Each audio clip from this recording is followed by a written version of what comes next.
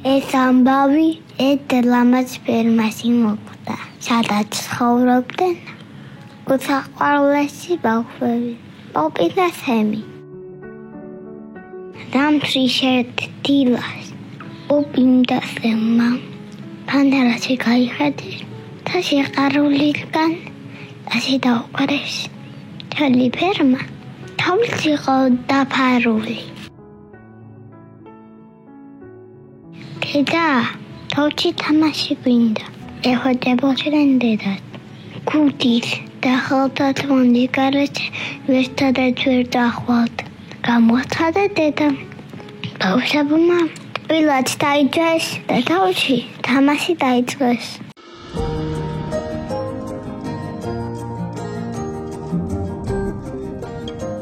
დედო, აი როგორი თოვლი პაპა გავაკეთეთ. და ვიძახამ პოპიმ. დედას მარხილით თივა მიქონდა. ოჩახ პოპი, შეაქოთედო, მაგრამ თივა ხრებს უნდა მიუტანო. დაგიძლია და მომეხმაროთ. პოპიმ და სემმა მარხილი თოვლზე გაასრიალეს. რამდენიმე ყოფილა. აწუნტუნდა სემი. მაგრამ შენ კოტახი ვიძიხ. შეაქოთედო.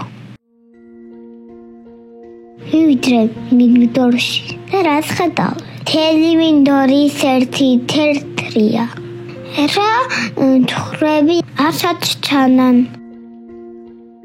ჩაწავიდნენ თხრები, გავჩნდა პოპი, ყოველთან ერთგზნენ და მიწამს აყრილდებოდნენ. ფონი მიხვდი, ამაყირა დედომ. შევარდა მინდორში. და თხვარს თოვლი ჩამობერტყა. ნახა თხვარი თავს დაუფარავს. ჩანამ თხრებს გადმოთოვიდნენ, სემი გაიქცა. თივა მოიტანა და თხრებს გაუნაწილა. ყველა თხვარი რო გაასუფთავე. ერთი აკრია. ბეკო რა იქნა? გაიდახა პოპმა. ეს მოუსენარი ბეკო ჩულშად ხაჩიმალება. კარგად დაათვალიერეს თოვლიანი მინდორი, მაგრამ ბეკო ვარშად ჩანდა. ჩენეტაშულიკო, უჩებ თუ გაშანგო, აბეთი თავში გაიქცა. ჩანგომ რა გაჩიპობა, დამა გაყვეთ. ხობის ძირში, თოვლი ნამქერში, ბეკო გახდათ. მან რასაკეთებს შენ მოუსვენარო. ავსიჩვედი დავანობალა დავაშო. დედომ და პოპიმ ბეკო თოვლი მოაშორეს.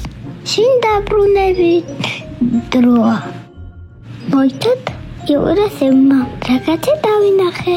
ისავში იხდა ნამქერში და რას ხედა? პატარა თეთრი ბატკანი. ხოდი პატარო, სულ გაყინული იქნები. მე ვერად ბატკანს. აი ჩანით, ეს ბეკოს შვილია. გააცნო ბავშვი. გულ სახში გაიმართა, ზოგი მარხილით, ზოგი ფეხით. დავიდეთ, დროშა დავაბინავთ ბეკო. ფრანკი ცხელ ხომელთან დავჭეთ და ცხელი შოკოლადი დადიოთ.